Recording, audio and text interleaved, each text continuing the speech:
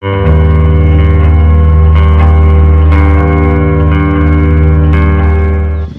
mga kaibigan? I-update ko lamang po kayo sa lagay ng ating panahon ngayong hapon po ng Huwebes, June 13, 2024. Pero bago tayo magpatuloy at alamin ang lagay ng ating panahon, palike and subscribe po muna and pahit po ng notification bell. Importante po yun mga kaibigan. Maraming salamat po.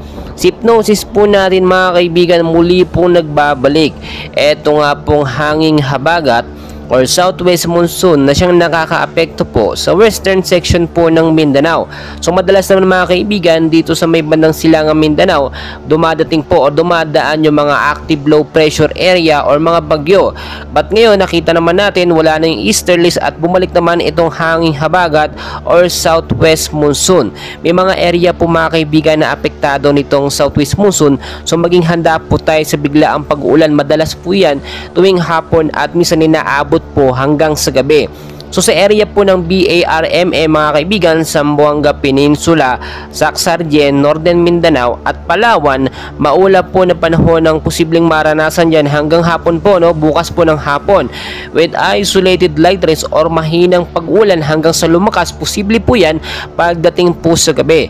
Dulot po yan ng southwest monsoon mga kaibigan or hanging habagat. So pinag-iingat tayo sa posibleng impact sa pagbabaha doon po sa mababang lugar at landslide naman po doon sa mga landslide prone area. So maging mapagmatsyag po tayo at obserbahan po natin ang lagay ng ating panahon bago po tayo umalis ng ating mga bahay.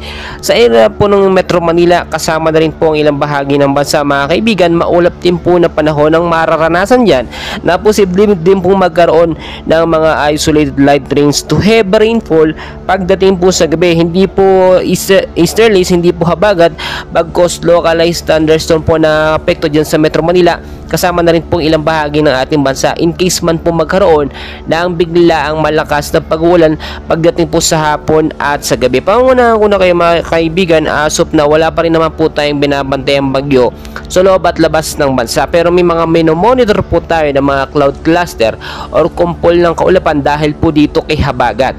Yan po minsan yung nagdadala ng mga cloud cluster, at yung cloud cluster po yung nabubuo naman bilang isang active LPA hanggang sa posibleng maging bagyo.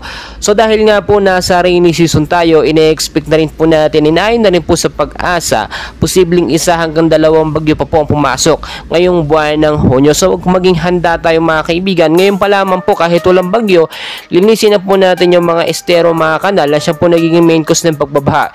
In case magkaroon ng biglaang malakas na pag-ulan, hindi po tayo makakaranas ng pagbabaha mga kaibigan, At sa mga landslide prone area, madalas diyan nagkakaroon ng landslide, so umiwas po kayo yung matataas po na lugar. Kaya mga kaibigan, madami pa tayong kaganapan at lagi ko pong pinapaalala sa inyo, always know the weather before you go para safe at handa po tayo lagi sa lagay ng panahon.